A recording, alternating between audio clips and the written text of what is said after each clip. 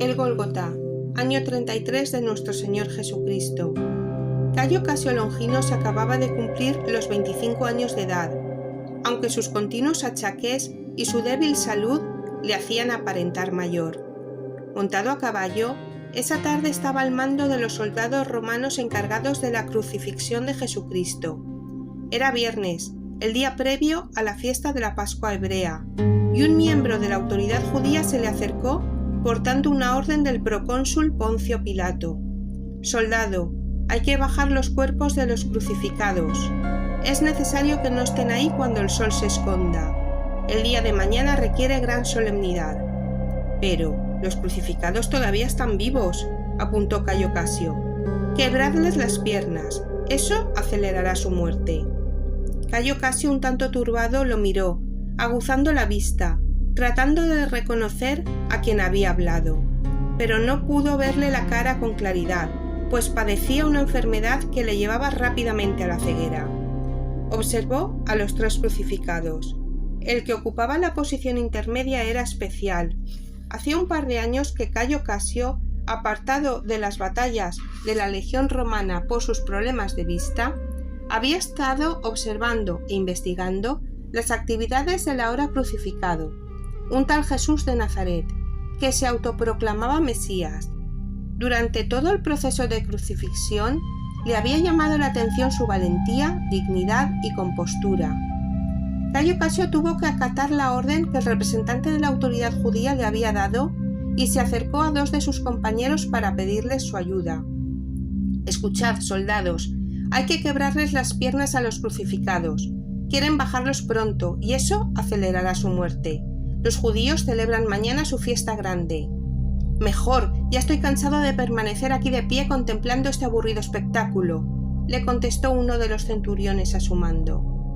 Dicho esto, el centurión se dirigió junto a otro soldado romano hacia unos viejos travesaños de madera que habían quedado abandonados y procedieron a romperles las piernas a los dos ladrones que habían sido crucificados al lado de Cristo.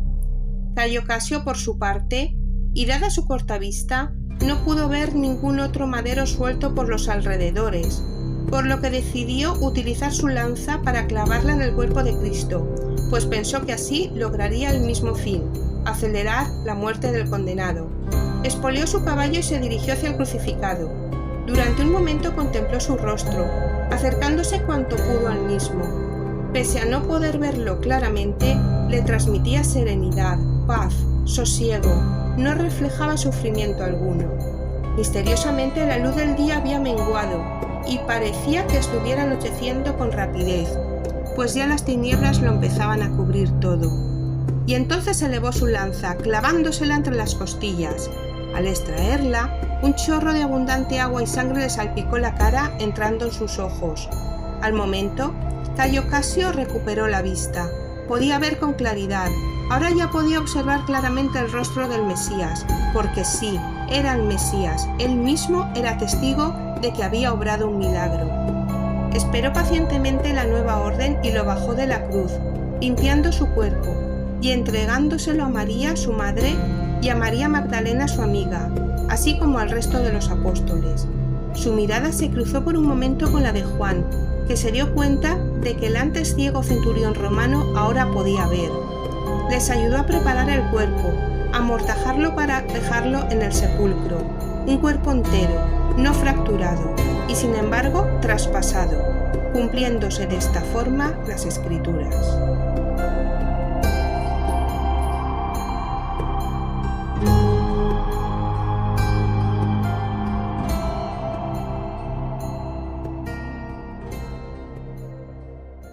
Para los que no la conocen, y bueno, ya en esta entrevista luego en diferido, hoy vamos a conversar con Silvia San Federico Roca, que es una autora española con quien he tenido el gusto de poder compartir no solo sus publicaciones, sino también de forma personal a través de WhatsApp. No todo el mundo tiene ese privilegio. Yo puedo hablar con la autora, esta creadora, las veces que yo quiera por WhatsApp, y buenísimo, buenísimo. Me parece buenísimo poder tener contacto con las celebridades de esta manera. De verdad, muchas gracias.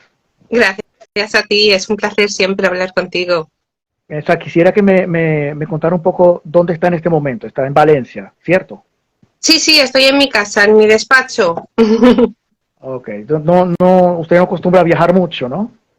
La última A ver, vez creo no que me suelo viajar comentó, mucho. Hice ajá, un viaje muy bonito estas Navidades que me fui a Portugal, pero la verdad es que no solemos viajar mucho. ¿qué tal Portugal? Precioso, precioso. Es que Lisboa me encanta. Ya es la tercera vez que voy y lo recomiendo porque es una ciudad de contrastes que lo tiene todo, para mí lo tiene todo. Y siempre que tengo unos días, siempre que decido ir a algún destino, mi primera idea es ir a Portugal. Y lo tenía ya pensado desde verano, no se pudo hacer. Y estas navidades, bueno, entre navidades y año nuevo, pues cogimos unos días y nos fuimos para allí. Siempre me ha llamado la atención ese país, Portugal, pero bueno, algún día conoceré. Sí, y a España, España, que tienes que venir aquí a Ah, no, Valencia. claro, claro, Valencia, Madrid, todas esas ciudades, claro, claro, claro. Es que, no sé, yo siempre he tenido cierta fascinación por Europa, Italia, Francia, España, Portugal, no sé. Si existe esto de la otra vida, quizá en la otra vida fui de por aquellos lados, porque tengo como una obsesión con eso. Sí, yo Italia también he estado en Roma, Florencia y Venecia y es muy bonito, también es uno de los sitios que tengo que volver. Bueno, Dios mediante, voy a ir por allá. Silvia es autora, es valenciana de nacimiento. Sí, Eh, la vez pasada conversamos un poco sobre esa ciudad de la infancia y me gustó mucho una anécdota que me ha contado sobre la casa donde creció esta creadora y fue la casa de sus padres, donde pasó toda su infancia y su adolescencia hasta que se independizó. Y hizo mención a cómo era esa casa, así medio antigua. Quisiera que nos trasladáramos un poco a ese escenario. Si puede describir más o menos cómo era ese ambiente. sí, pues casa de mis padres sigue existiendo, mis padres siguen viviendo allí. No te voy a decir todos los días, pero prácticamente todos.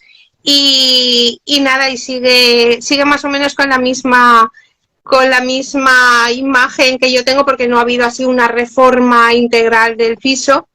Y pues es pequeña, la verdad es que es una casa pequeña, pero es muy acogedora, está en el centro de Valencia y tiene dos balcones bastante amplios. Hemos visto desde ahí cómo la ciudad sí que ha crecido, todo lo que antes eran solares y eso se ha ido urbanizando.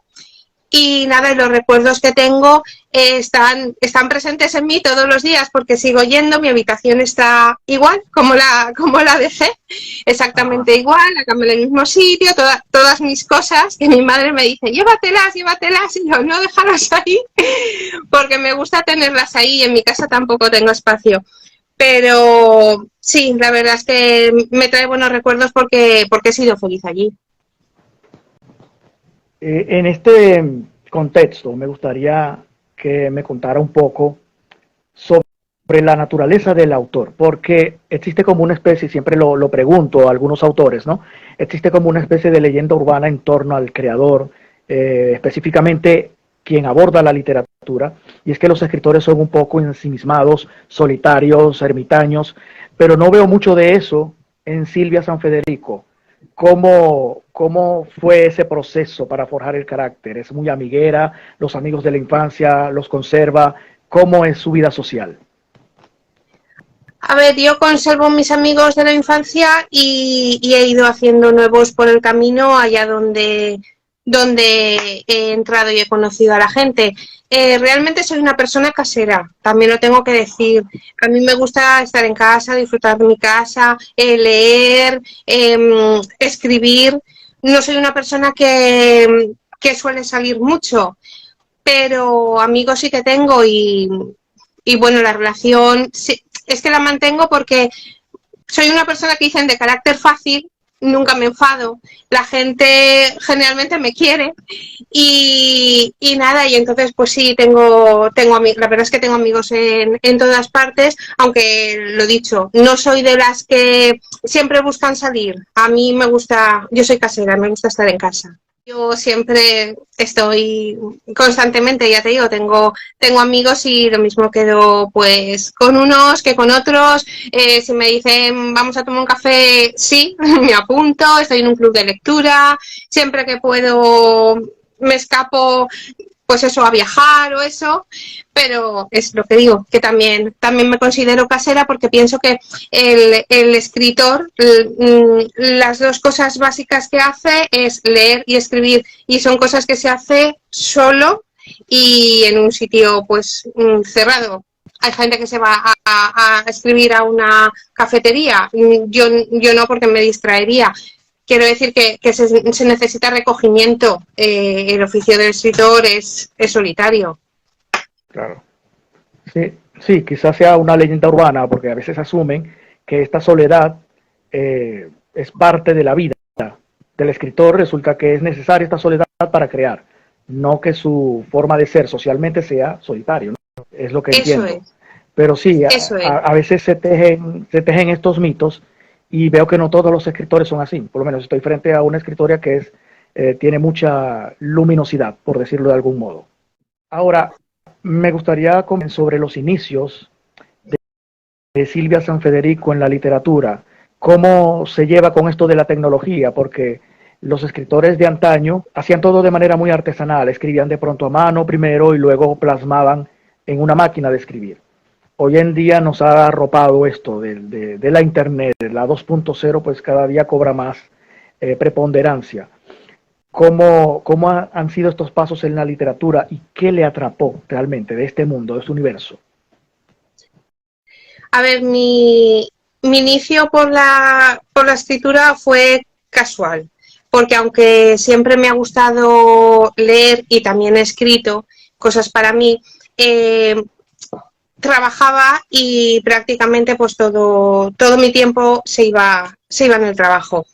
Pero un día en que me quedé sin empleo y tuve que reinventarme y pensé, ¿qué es lo que realmente me gusta? Si quiero ahora enfocar mi vida hacia otra cosa distinta, ¿qué sería? Y pensé que la escritura. Y llevaba ya tiempo pensando en el argumento de mi primer libro y dije, pues es esta la oportunidad. Respecto a las tecnologías que me comentabas, lo llevo muy mal, fatal, horrible.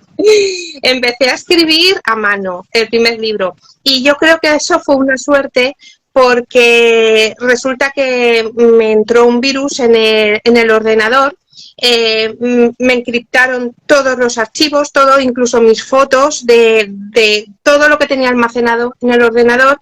Me pidieron un rescate que por supuesto no pagué y lo perdí todo.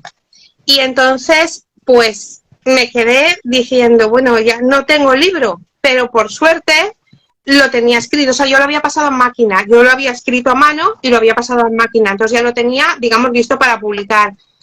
Y tuve que volver a pasar la máquina. Menos mal que tenía el manuscrito, el original, el escrito a mano, porque es que si no, yo no lo hubiera vuelto a escribir. O sea, hubiera dicho, al empezar en mi carrera de escritora, habría dicho, vale, esto no es la carrera que yo debo de tomar. O sea, esto es un desastre. Y no lo hubiera vuelto a escribir. Por suerte, lo tenía escrito a mano, lo volví a mecanografiar todo y el libro se publicó. Se dice que mucho de lo que vive el escritor le ayuda al momento de plasmar, de seguir historias desde la ficción o quizás versionadas desde nuestra propia vivencia. Se dice que todo lo que uno experimenta en la vida es útil para poder escribir y evidentemente es así, pero cuando comienza sus primeras líneas, ¿qué fue lo primero que escribió? ¿Sí lo recuerda? Sí, lo primero que escribí fue la saga del Nuevo Mundo, bueno, la primera parte, porque la saga del Nuevo Mundo son 2 libros, el primero es Ángeles del Nuevo Mundo.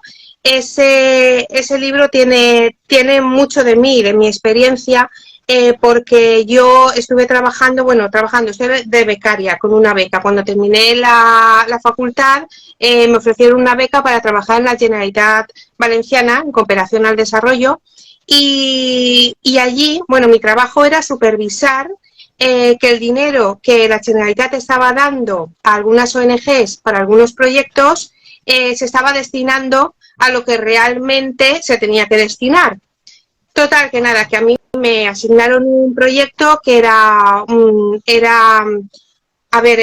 ONG, estaba intentando erradicar el mal de Chagas que afectaba al pueblo guaraní que estaba ubicado en Bolivia. Y bueno, yo estuve pues mirando los papeles, hablando con los indígenas, estuve muy encima de todo este asunto y me quedo con la duda no sé, de investigar un poquito más acerca de este pueblo. Entonces, investigando, me di cuenta que su problema actual viene de muchos siglos atrás, del momento en el que los españoles y los portugueses pues se repartieron el territorio donde ellos vivían. Y ahí surgió la semilla de mi primer libro, que ya digo que en ese momento no escribí, pero esa experiencia personal con este pueblo, la necesidad de darla a conocer, porque este pueblo, aquí por lo menos en España, muy poca gente sabe quiénes son, me dio mi pie a decir, me gustaría hacer un libro de forma que la gente entendiera los problemas que tiene este pueblo actualmente y de dónde vienen, porque es parte de la historia de América y la historia de España. Y fue ahí cuando se quedó germinando muchos años, hasta que me quedé sin empleo, como te he dicho antes, y entonces dije, pues esta es la historia que llevo yo en la cabeza y que es la que tengo que escribir. Y ahí fueron mis primeras líneas. Sin embargo, a los 18 años gana un premio por un cuento que escribió. Eso de la Navidad en otro planeta. Hábleme un poquito de eso. Sí, ese cuento de la Navidad en otro planeta, fíjate que también ha influido un poco en el último libro que escribí de En busca del planeta Libertad. Incluso uno de los personajes, Orión, es el título de ese cuento en cuestión. Pues nada, era un concurso de los institutos de Torrente, en el que se tenía que escribir un cuento navideño. Como yo iba a un colegio católico, pues lo presenté allí y lo presenté, quise escribir una historia católica, pero me parecía todo muy fácil, todo estaba muy hablado, era todo lo mismo, y entonces pensé de hacerlo de alguna forma, de manera que trasladar nuestra religión a otro planeta, o cómo entendería alguien de otro planeta lo que nosotros celebramos en Navidad. Entonces hice, bueno, pues eso, la historia es allí, están estudiando y entonces les dicen que se pongan unos cascos para ver cómo se hace en la Navidad en la Tierra, y entonces ahí digamos que enseña un poco el mensaje navideño católico. Fue un libro, yo no pensaba que iba a ganar, de hecho no le puse ningún título, y lo que pasa es que ponía al principio, como era en el planeta Orión donde se desarrolló la historia, ponía Planeta Orión, y cuando llegamos ahí todos los alumnos iban a repartir los premios y tal, yo no tenía ni idea, entonces dijeron, el ganador ha sido Planeta Orión, y yo como no le había puesto ningún título ni nada, pues yo nada, y al final tuvieron que sacar, porque iba con seudónimo, sacar la plica, leer mi nombre y decir, a ver, ¿qué planeta Orión es Silvia San Federico? Yo, yo, un escándalo. Pero sí, ese realmente fue mi primer contacto, aunque yo ya desde muy pequeña, ya tengo cuentos ahí guardados con 7 años. O sea que con 7 años ya escribía cuentos infantiles muy básicos. Pero bueno, sí, el primer premio así que me dieron fue en el colegio y con ese cuento navideño. Me da curiosidad que un niño a esa edad comience a escribir. Por lo general se interesan por otro tipo de actividades, ¿no? Uno a veces se refugia en la literatura, pero ¿por qué se refugió Silvia allí? Yo es que he tenido la necesidad siempre de leer, desde siempre, todo cuento que visto, o sea, yo íbamos al colegio y la gente a lo mejor tenía una hora libre y se iba al recreo, normal. Pues yo me iba a la biblioteca a buscar libros y me los llevaba a casa. Y en casa los leía y le decía a mis padres, quiero que me compréis libros. Y mis pobres padres no podían de tanto que leía, porque en un día me leía un libro y al final me tenía que releer los libros, porque es que tampoco, yo iba a la librería del barrio y me decían, es que solo tenemos esto, o sea, si quieres te pedimos algo, pero es que lo consumía, ¿no? Entonces es algo vital para mí. No tengo un momento concreto, es una necesidad. La lectura ha sido siempre una necesidad. Sí, no, la pregunta se la formulo porque en mi caso, yo no soy un lector que devora libros y mi encuentro con la literatura fue algo más accidental que otra cosa, porque yo tenía cierto problema para hablar bien de niño y se supone que cuando tú ejercitas, que era lo que yo hacía, y yo creo que lo he contado en otras entrevistas, ¿no? Con un lápiz debajo de la lengua, lees en voz alta, lo haces constantemente, te ayuda a ejercitar. Mi acercamiento hacia la literatura o hacia la lectura, vamos a decirlo mejor de esa manera, fue de esta forma. Fue un accidente, realmente. Entonces, casi siempre, cuando a un niño quizá no le interesan mucho los juegos, sino que se interesa más por este tipo de oficio, no solo la lectura, sino escribir cuentos, casi siempre es por un evento, una situación. Por eso le formulaba la pregunta. Porque no es común que los niños escriban a esa edad. Ya, pues no te sé dar ninguna explicación. Yo creo que es como a lo mejor el músico que le gusta la música desde pequeño, es algo de dentro. No hubo nada que me dijera que tengo que leer. Yo lo veía, a mi abuelo le encantaba leer. A lo mejor sí que empecé a leer porque lo veía a él. Yo llegaba a su casa y él siempre estaba leyendo en el comedor. A lo mejor sí que cogí el decir, pues voy a ver qué es porque él está leyendo, puede ser, pero es que no lo recuerdo. Yo me recuerdo ya con un libro en la mano. No sé, no te sé decir el motivo. Comenzó a escribir para los amigos en un principio y luego se lo tomó en serio. Ilústrenos un poco este escenario. Ya. Bueno, pues sí, yo cuando escribí el primero, El Ángeles del Nuevo Mundo, lo tenía ahí y pensé en, pues eso, en publicarlo, pero no a nivel de ganar dinero, sino de a ver qué opinaban los amigos para que ellos lo tuvieran. Y lo publiqué primero en la editorial Tagus y en el Corte Inglés. Y nada, lo que pasa es que esas páginas no tienen la capacidad que tiene Amazon de venta, ni mucho menos. Ahí lo compraron los amigos y poco más. Y nada, y todo el mundo pues me animó. Lo que pasa es que yo pues quería, o sea, como la gente me había dicho que le gustaba, pues pensé que quizá podía llevarlo a otras plataformas. En ese momento tuve la suerte de conocer a Blanca Miosi y ella me enseñó un poco cómo iba el tema de Amazon, cómo podía publicar. La verdad es que es una mujer magnífica, me ayudó muchísimo en ese sentido y nada, y me lancé.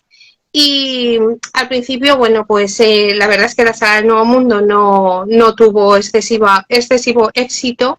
Luego saqué La Isla de Arun, que se vendió un poco más, y ya finalmente con La Lanza Sagrada fue cuando yo considero que despegué, porque es el libro que más se ha vendido, el tercero. Eso lleva a que la gente lea los anteriores y nada, y se ha vendido un poco más. Pero bueno, el principio fue costoso, no te voy a engañar.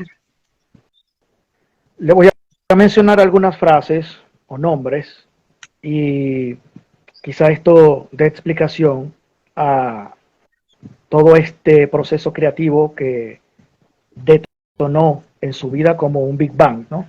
Oscar Wilde, El asesinato de Pitágoras, La hermandad. Háblenos un poquito de qué ha significado todo esto en la vida de la autora. Bueno, los que me estás diciendo los leí no hace mucho, la verdad. El de Oscar Wilde, el del retrato de Dorian Gray, es así, ¿no? Se titula así. Ese lo leí, pues hará cosa de 2 años o 3 años, no mucho más, pese a ser un clásico.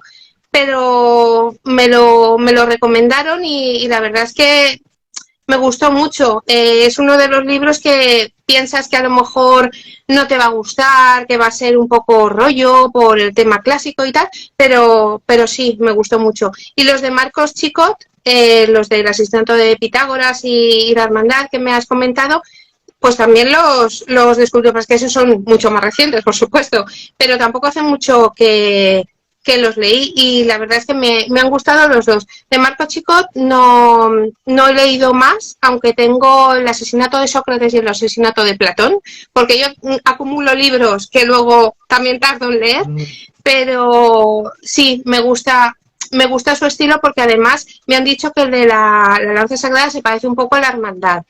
Quizá me ha influido un poco, no lo sé, es que como lees tanto, todos te pueden haber influido, por el hecho de que se alterna el tiempo presente con el tiempo pasado, es así. Me han dicho que se parece. Y ese estilo de literatura, claro, sí, me gusta mucho porque es histórica y a la vez es thriller como en el caso de la hermandad. Pudiéramos decir que el estilo predominante en Silvia Sanfederico es la novela histórica. Sin embargo, ha abordado también otras temáticas más juveniles. Si tuviera que elegir, eso no ocurre en la vida real, pero si tuviera que elegir un estilo, mira, aunque algunas editoriales a veces hacen eso, ¿no? Que quieren como que direccionarte como autor, pero bueno, ese es otro tema. Pero si tuviera que elegir un estilo de entre estos dos, ¿cuál sería?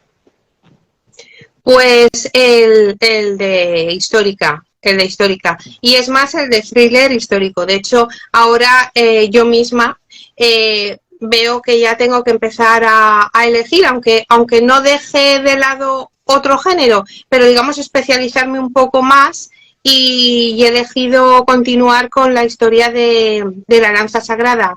Ese estilo de presente con pasado y de misterio y de historia. Yo creo que ese es el que más se demanda y yo creo que si yo pretendo, digamos, conseguir pues más ventas y dedicarme a esto, pues que tengo que ir por ese camino.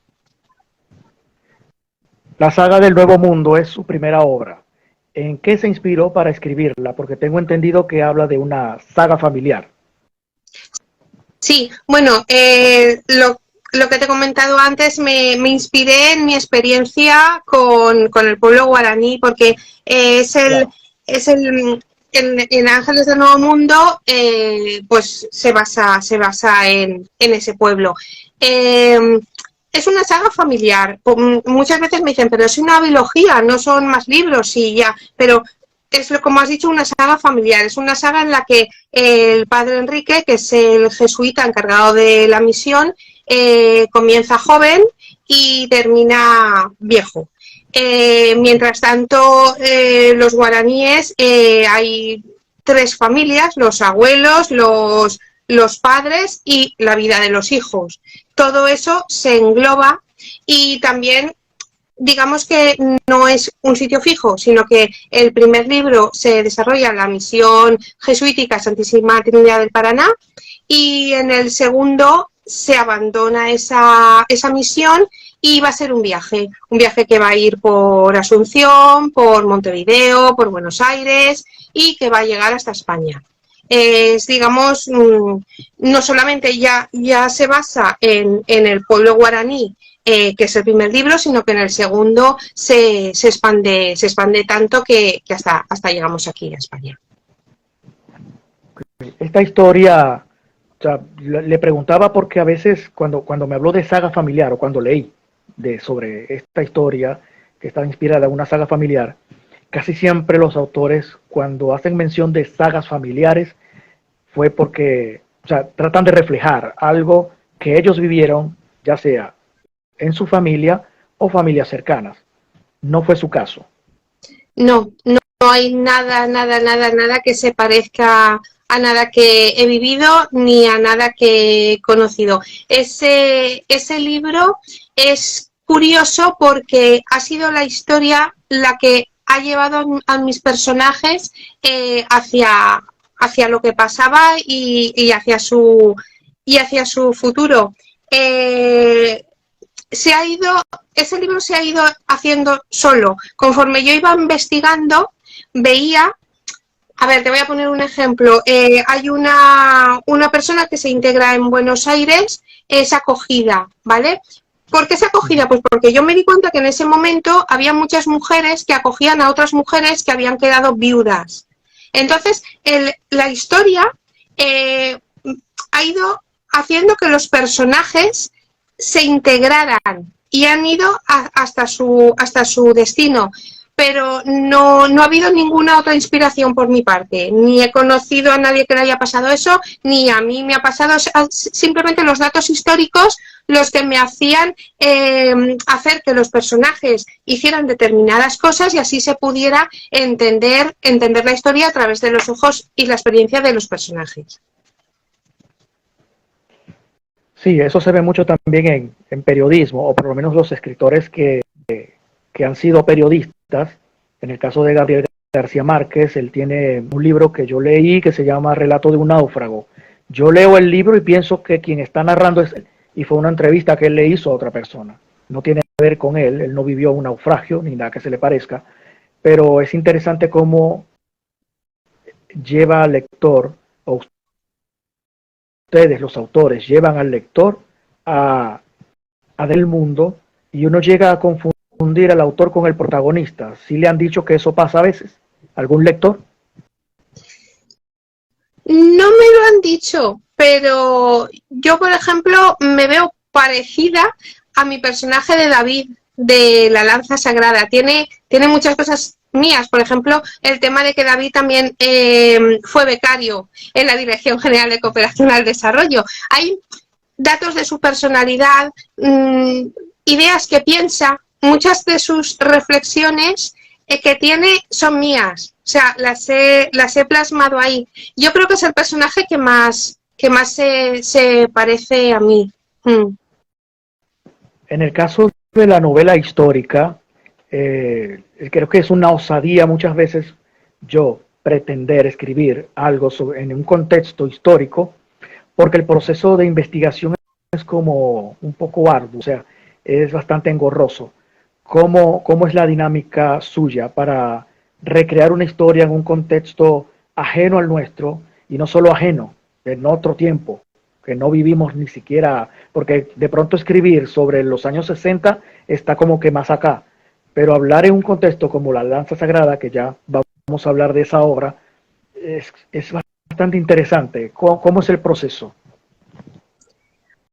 A ver, el proceso de la documentación de la saga del Nuevo Mundo fue muy laboriosa, pero tuve mucha suerte, porque el hermano de una amiga mía íntima, que la conozco desde el colegio, es historiador y está especializado en el Nuevo Mundo. De hecho, os voy a enseñar su libro.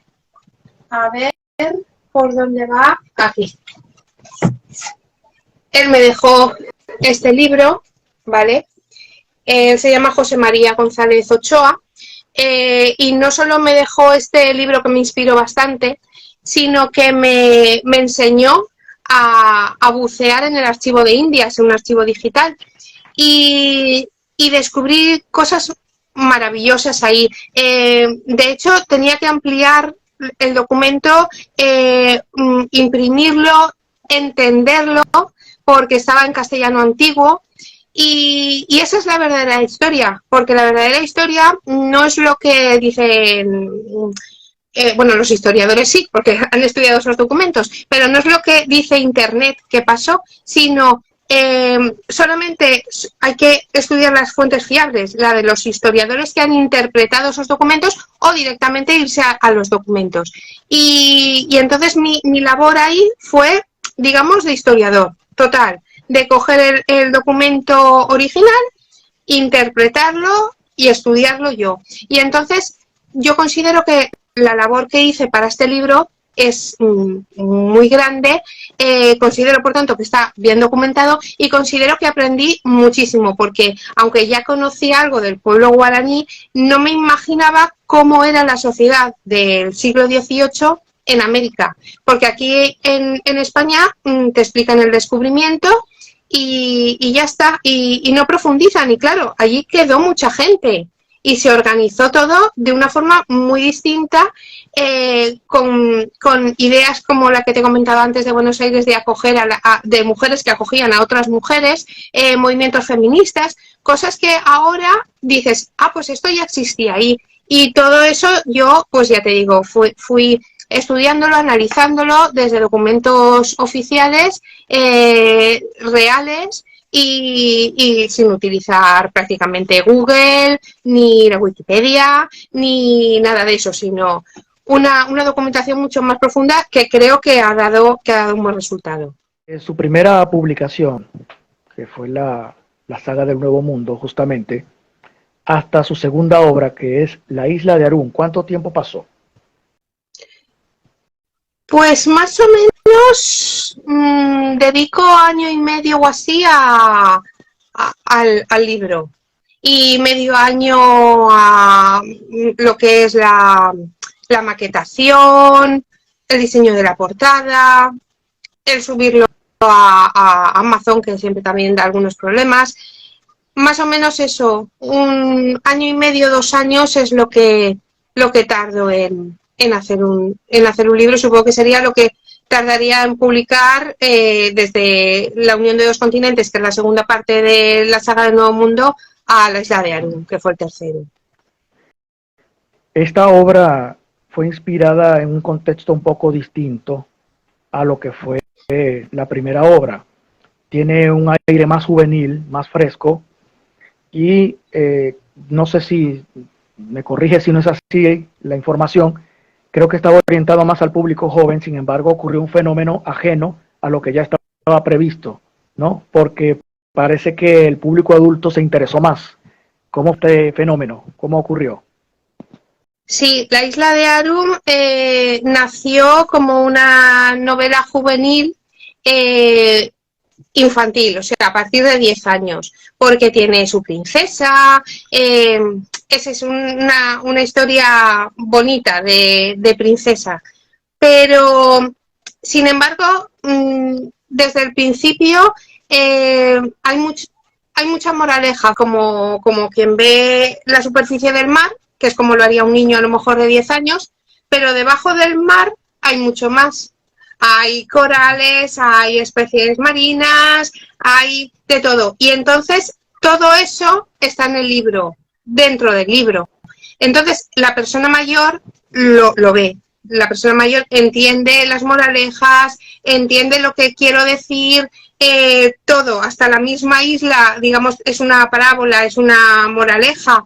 Entonces la gente mayor lo ha entendido mucho mejor que los niños, y entonces a esta edad de los 10 años mucha gente lo leyó con sus hijos cuando lo compraron y me decía, a mi hija le ha gustado, pero es que a mí me ha encantado, o sea, es una pasada. Este libro es mucho más de lo que aparenta, y la verdad es que así como hay gente que pues me lo ha dicho claramente a través de una red social, mira, este libro no me gusta, el de La Isla de Arum, no he encontrado una sola persona de ninguna edad que se lo haya leído y me haya dicho, no me ha gustado. O sea, todo el mundo le gusta, es un libro que deja buen sabor de boca, que tiene mucha moraleja, que es muy original porque los personajes son de colores.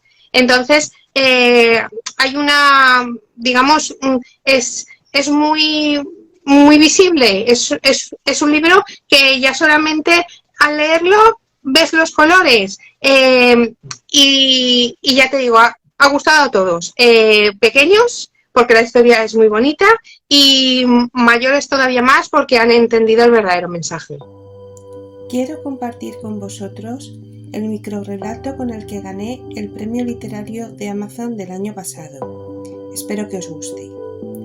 Perdió su sonrisa durante mucho tiempo, encontrándola por fin entre las páginas de un libro. Y ahora vino a mi mente, entrevisté a un autor recientemente y me dijo, creando una historia y creando a un personaje en específico, yo pude lograr cambiar mi forma de ver el mundo. Porque a veces somos o muy ególatras o petulantes o somos mezquinos porque somos seres humanos y tenemos muchos defectos, pero cuando eres autor y vas a hablar sobre un personaje que es contrario a nosotros, a nuestra naturaleza, tienes que no solo es lo que, como lo veo como espectador o como lector, ¿no? Y lo entiendo así también. El que crea tiene que ponerse en los zapatos del personaje y tiene que sentir como el personaje. ¿Le ha ocurrido esto a Silvia?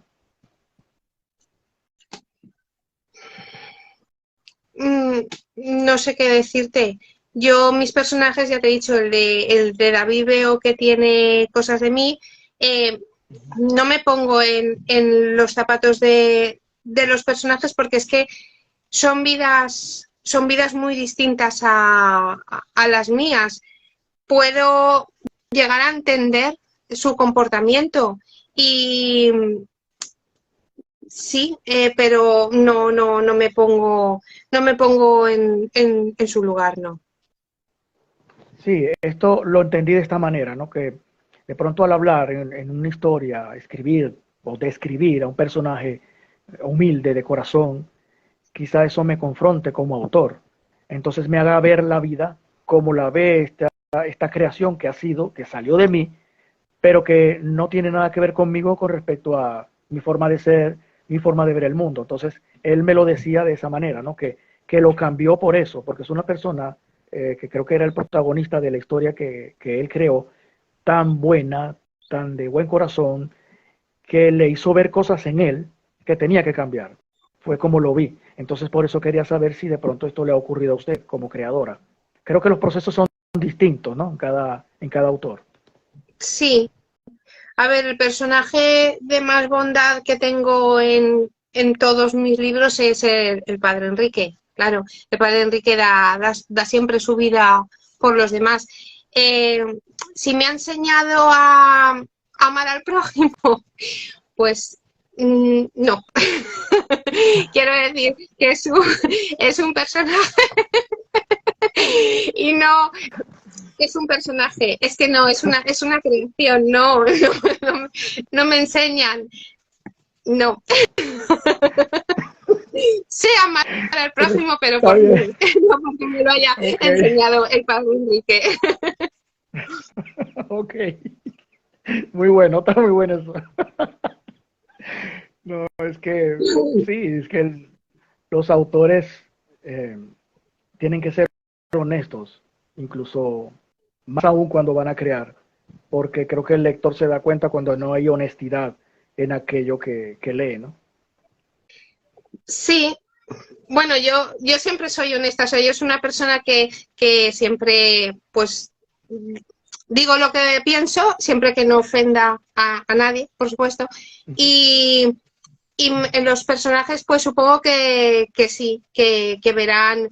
La gente dice que la gente suele decir, escribes bonito. O sea, es una forma de escribir que hace que la historia fluya de forma bonita. Yo es que soy así, supongo que todos mis libros van a tener ese sello mío, esa forma de expresarme, y como soy honesta, pues supongo que esa forma de ser mía también se va a reflejar y se va a hacer así siempre.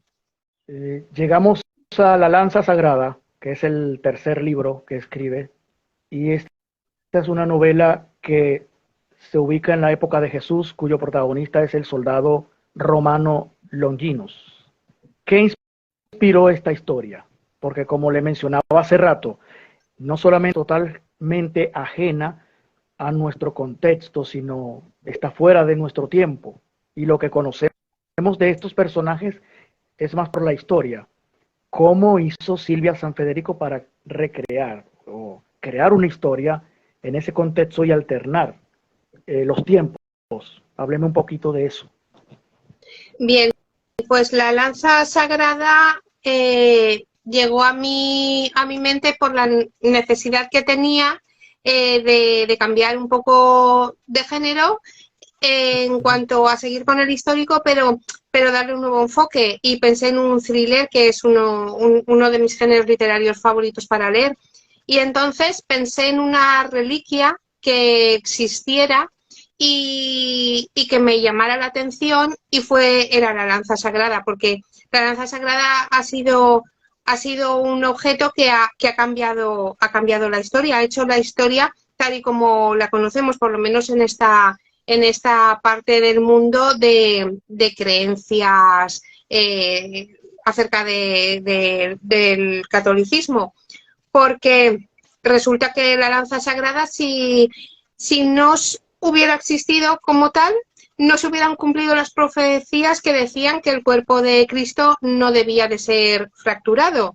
Entonces, Longinos hubiera hecho exactamente lo mismo que hicieron los otros soldados con respecto a los otros crucificados, que era, para acelerar su muerte, partirle las piernas. En este caso, Longinos no utilizó un madero, no quebró ningún hueso a Cristo, sino que cogió su lanza, se iba a recuperar el cuerpo sin tener ninguna fractura. En este caso, al considerarse Jesucristo el Mesías, nació la religión, el cristianismo, porque de otra forma hubiera sido otro profeta más, pero no hubiera sido el Mesías.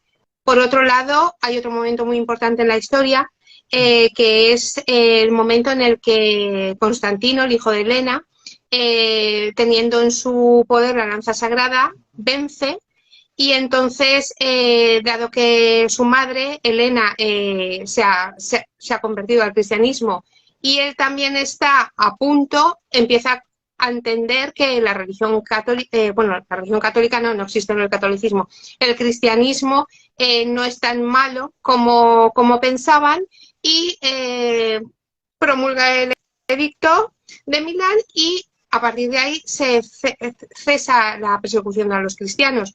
En este momento el cristianismo toma auge y vuelve a, digamos, implantarse, porque estaba a punto de sucumbir con el Imperio Romano, pero en este momento vuelve a tener fuerza. Sin la existencia de estos dos momentos en los que la lanza sagrada tiene el papel fundamental, la historia ahora mismo habría sido distinta. Yo no sé si mejor o peor, eso no lo podremos saber en la vida, pero por lo menos distinta. El catolicismo no existiría, ni existirían las iglesias, ni los templos, ni las vidrieras, ni la pintura y el arte tal y como lo entendemos, porque todo eso se basa en el cristianismo, y no existiría. Sería distinto. Entonces, considero que es tan importante este objeto, que es una lanza en la historia, que si tenía que tratar algún tema respecto a un thriller histórico, era esta la reliquia que iba a utilizar. ¿Cómo hace para darle vida a un personaje, su temperamento? ¿Solamente toma en cuenta los datos históricos de ese personaje, o tuvo la libertad de agregar cosas que de pronto no eran muy explícitas en la historia? Me refiero en este caso al personaje del soldado romano, el protagonista de la historia. Vale, es que de este personaje poco se sabe. Se sabe que perteneció a las legiones romanas, pero que tenía problemas en la vista, y entonces había sido apartado y se encargaba simplemente de controlar las crucifixiones. Lo demás, tal y como digo que él no veía ningún madero y utilizó su lanza, eso me lo he inventado, porque no hay nada histórico que explique Ujú. por qué no hizo como los demás, fracturarle las piernas a Jesucristo. No hay ningún documento. Es que realmente de Longinos lo único que sabemos es lo que dice San Juan. San Juan es el único que recoge en el Evangelio ese episodio de la historia. Ninguno de los otros evangelistas lo describe. Entonces, ahí es donde los escritores es donde podemos inventar. Porque mientras hay Claro. algo histórico no podemos inventar, tenemos que escribir.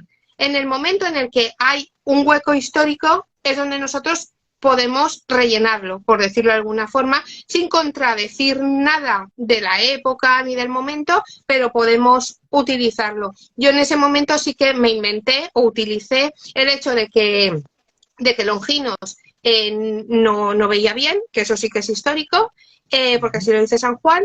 Entonces sí que pensé, a ver, ¿por qué si los demás cogen un madero y rompen las piernas a los otros crucificados, ¿por qué Longinos no coge un madero? Pues porque no lo vería. Esa es Claro. mi lógica. Pero vamos, es inventado. Nadie, si alguien me dice no, pues tendré que decir pues no, porque me lo he inventado. Ese es el hueco que yo he rellenado para que mi historia tenga más sentido. Sí, es como de lógica, si tenía problemas de la vista, con lo que tenía más a mano era la danza. Si yo Claro, también hubiese de pronto pensado eso. Pero, como digo, los procesos creativos uno no los entiende porque uno no es autor. Entonces, siempre tengo curiosidad y pregunto estas cosas que quizás son elementales para el autor. ¿Ves? Me pregunta esto. Pero lo veo así porque como no soy un autor que crea libros en masa, entonces mi forma de escribir es otra. Entonces, es un proceso. O sea, creo que es de admirar el no solamente llevar un hilo conductor de principio a fin a través de tantas páginas, sino crear el carácter del personaje y de tantos. Entonces, por eso a veces hago este tipo de preguntas elementales. no, es una pregunta muy interesante porque la verdad es que muchas veces se dice, ¿qué o sea, qué es real y qué no? De hecho, en la saga de Nuevo Mundo me arrepiento de no haber hecho al final una especie de nota de autor explicando lo que es real y lo que es inventado, porque a lo mejor hay gente que se cree que me he inventado cosas que no, que son reales, que están sacadas, como ya te he dicho antes, de, por ejemplo, el diario de a bordo de un capitán, de un correo, todo lo que ocurre en ese diario de a bordo, en el viaje que se hace desde América hasta España, es real, todo pasó. Y a lo mejor la gente lo lee y piensa que me lo he inventado y no, justamente eso no me lo he inventado. Entonces sí que me hubiera gustado en su momento, pero es que ahora ya pienso que ya no tiene sentido, pero en su momento explicar quiénes son los personajes reales, porque hay muchos personajes que sí que han existido, quiénes no. Entonces, para que la gente supiera un poco el contexto en el que está en cada momento, si es cosa inventada por mí o si realmente es que fue así. Y esa pregunta de Longinos pues me ha parecido muy, muy interesante porque así he podido explicar un poquito lo que es verdad, que se puede leer en el Evangelio de San Juan sin ningún problema, y el pequeño detalle que me permití la licencia de inventar. Llegamos a En busca del planeta Libertad. Veo un poco recurrente esto de los otros mundos, desde el cuento que publicó a los 18 Sí, años a esta obra, ¿no? Quizá para, para muchos estudiosos de la personalidad de los artistas, en este caso de los que hacen literatura, quizá para ellos justifican este hecho a que son personas evadidas.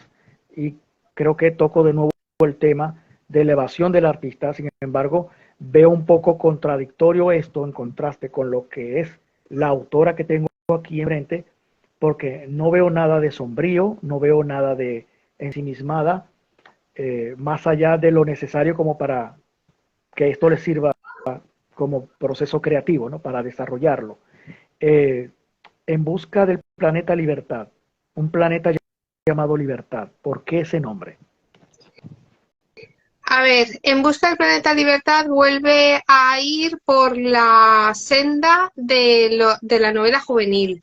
Es parecido a la isla de Aru, pero a lo mejor destinado al público un poquito más mayor. Yo creo que a partir de 12 o 14 años. Porque aquí sí que pretendo que las moralejas que en el primer libro de la isla de Arum pueden pasar desapercibidas, en este sí que quiero que ya los lectores se den cuenta de ello. Además, el tema desde el principio es un poco más complicado de entender. Lo que ha pasado en Busca del Planeta Libertad es que estamos en el siglo XXIII y, bueno, pues los humanos han evolucionado aquí en la Tierra y se han transformado en transhumanos. Son más inteligentes, con más fuerza, son mejores físicamente e intelectualmente que lo que es el ser humano. Han reconocido todos los problemas que hay en la Tierra de contaminación y han creado un planeta estupendo. Ahora la Tierra es maravillosa, toda verde y azul, con oxígeno y nada de dióxido de carbono, pero no han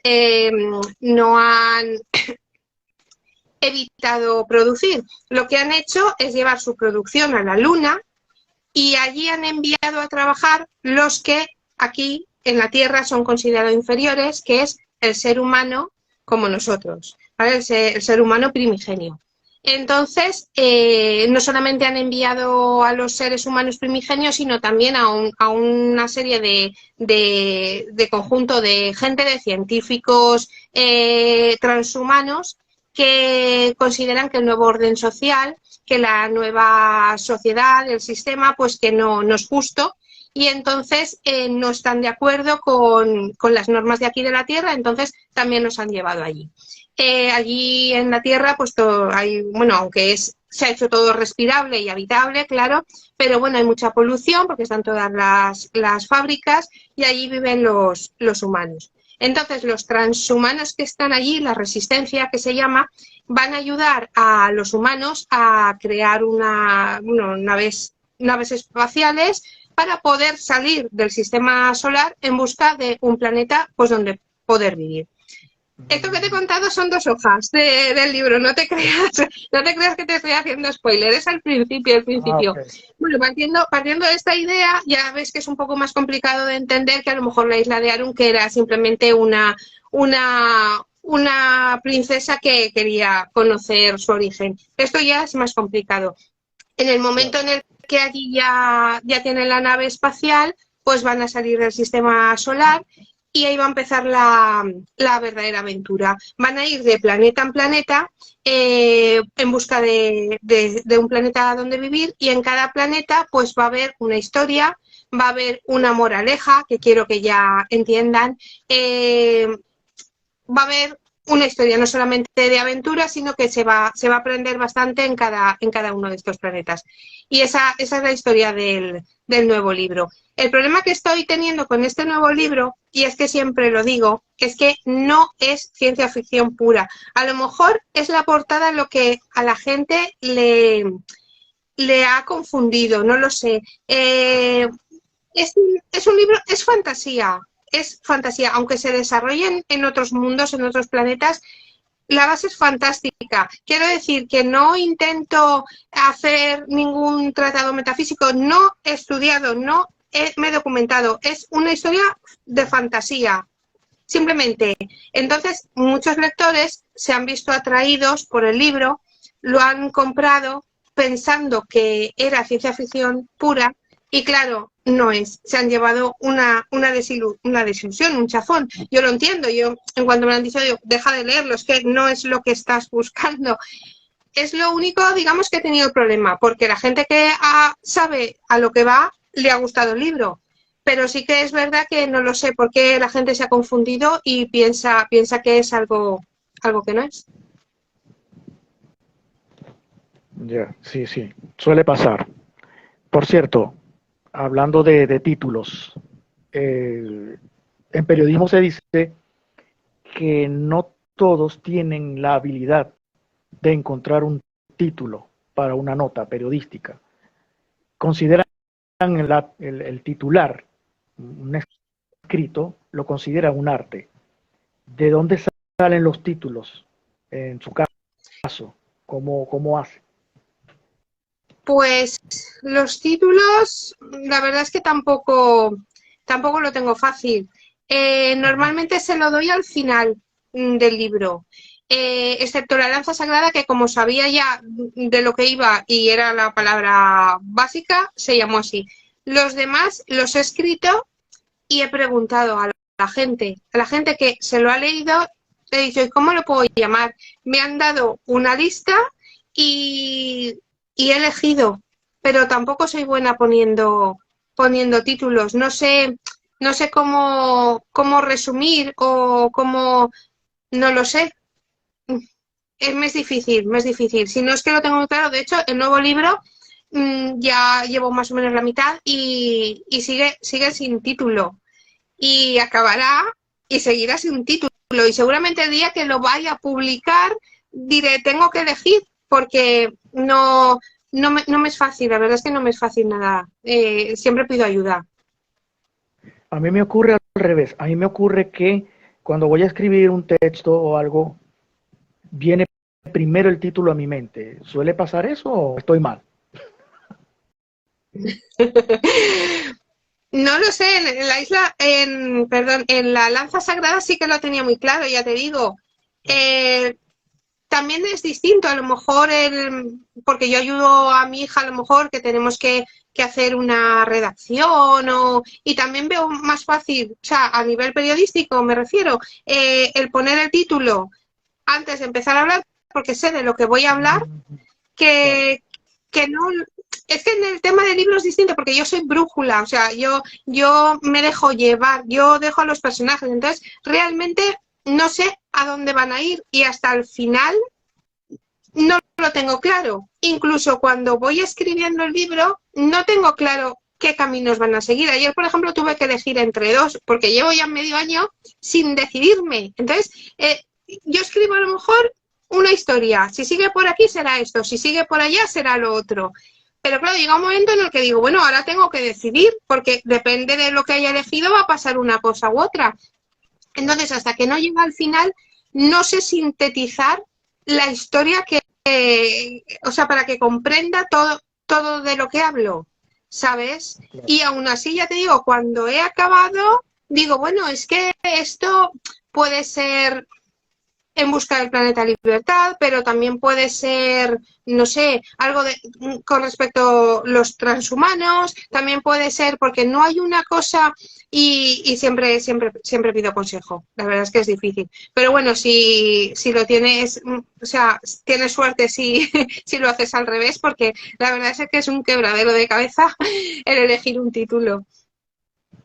Sí, y también entiendo que el ámbito periodístico es como un poco distinta la cosa, porque muchos de los hechos que uno plasma noticiosos, ya de allí es como un poco más sencillo sacar un título para una noticia, ¿no? Resumir la noticia en un título, y tampoco es algo fácil. Por eso preguntaba cómo era la dinámica en su proceso de creación, porque hablan del arte de titular, o sea, que no cualquiera encontrar el título correcto para un libro, para una historia y incluso para una nota periodística.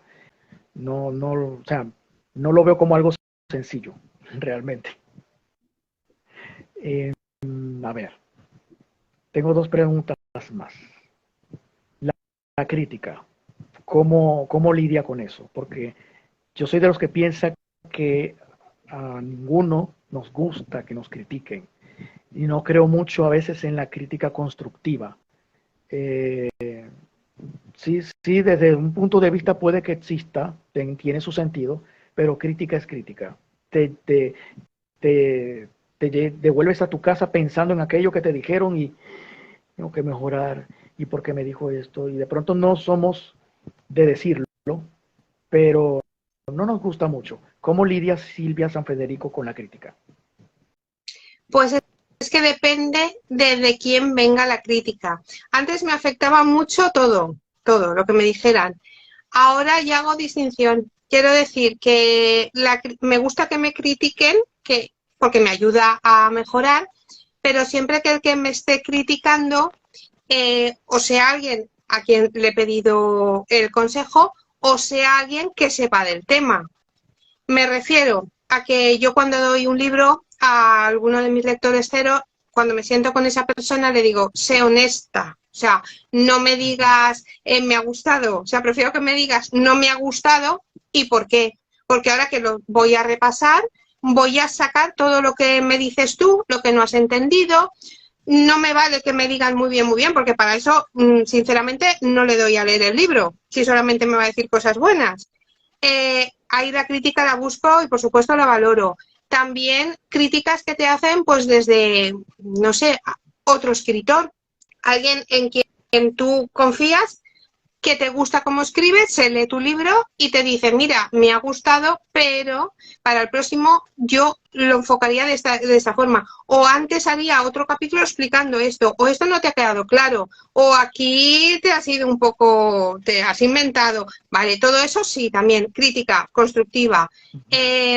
Las opiniones de Amazon, al principio ya te digo que me afectaban, pero ahora no, porque la mayoría de la gente pues es lectores, que les gusta o no les gusta y lo van a poner, ¿vale? Pero generalmente yo cuando leo una crítica de alguien que en Amazon que no le ha gustado, lo leo y digo, es que no lo voy a cambiar, es que no estoy de acuerdo con esa crítica.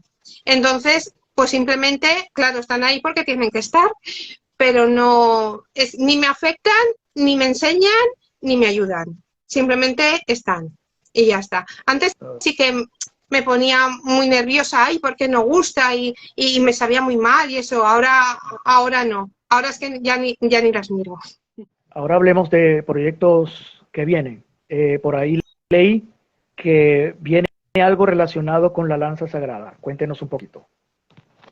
Sí, pues dado que el libro que más se ha vendido es La lanza sagrada, pues he pensado hacer, no es la continuación, pero sí que va a ser una serie que voy a llamar Misterios Históricos, en los que los protagonistas, que son David y Rosa, pues van a estar buscando otras reliquias. Entonces va a ser más o menos igual, o sea, el planteamiento de la reliquia que van a buscar. En este caso la reliquia no existe, me la he inventado. En otros casos a lo mejor sí que existe, a lo mejor está relacionada con el cristianismo, como estuvo la lanza sagrada, y va a estar en este nuevo, pero no tiene por qué. A lo mejor buscan otra reliquia de otra religión o de otra cultura. Entonces, la idea es esa, continuar con la línea, una serie de thriller histórico, porque pienso que es el libro que, a ver, si la gente no ha leído mucho Saga del Nuevo Mundo, no va a leer una tercera parte de Saga del Nuevo Mundo, porque tiene que leer la primera y la segunda, y además porque tiene que ser una continuación. La Isla de Arum me pasa lo mismo. No tiene sentido la Isla de Arum 2 si no se ha leído el 1. Y también tiene que ser una continuación.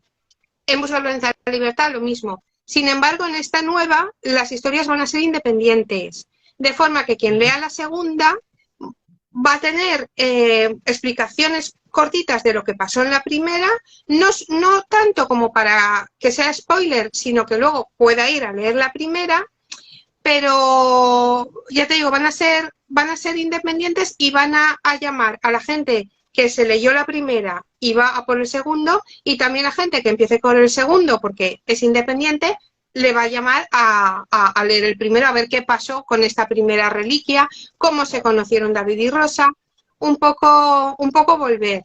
Y voy a intentar por ahí, y si me sale bien, entonces continuaría ya pues con un tercero, cuarto, aunque también es cierto que me gusta cambiar, me gusta desconectar, y pienso que la novela juvenil siempre voy a tener algo que escribir entre una y otra, porque si no pienso que me puedo llegar a aburrir de siempre los mismos personajes y siempre las mismas historias.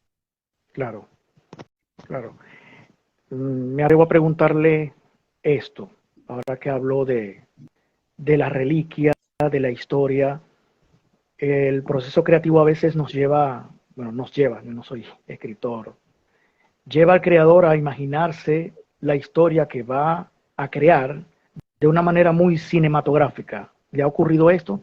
De pronto un diálogo, cómo es el personaje físicamente, todo ocurre a veces aquí, antes de plasmarlo al papel.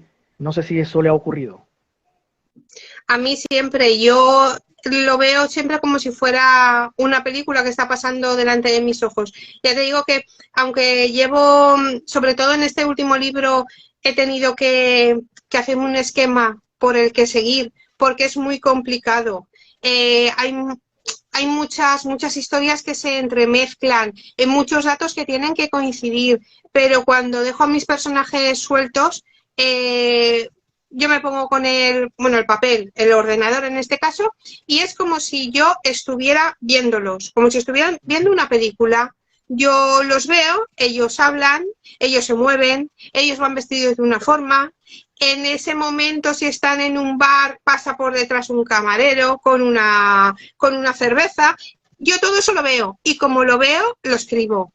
O sea, es como si estuviera viendo una película que realmente no existe, pero por eso yo creo que sí que son cinematográficas mis novelas, y pienso que esta sería fácil. En la primera no, por el tema de la decoración, y porque ahí se levantó todo lo que es la reducción de Santísima Trinidad del Paraná, que no existe, ahora son solamente ruinas. Eso a lo mejor sería más costoso de llevar al cine, pero las demás es muy cinematográfico, muy de guión de cine, y yo pienso que sería hasta fácil llevarlo a cine o a serie o algo así.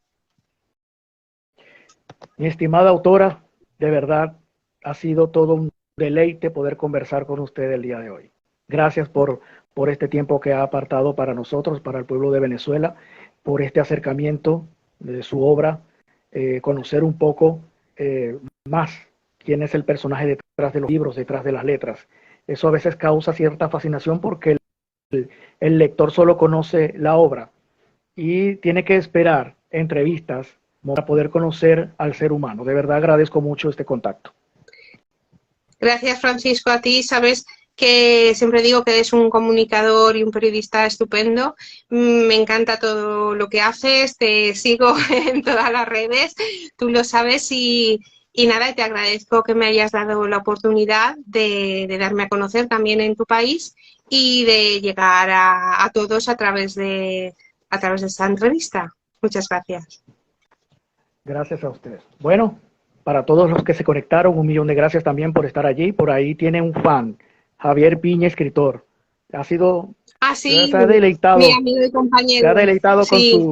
se ha deleitado con su obra. Por acá está Diana Alegre, argentina, docente. Gracias por estar conectada. Y bueno, nada, un abrazo a todo el pueblo de España. Esto fue Hablemos Franco. Hoy hablamos franco con Silvia San Federico Roca, autora española. Será hasta una próxima conexión. Gracias una vez más y feliz tarde. Muchas gracias. Feliz noche. Hasta luego. Buenas noches.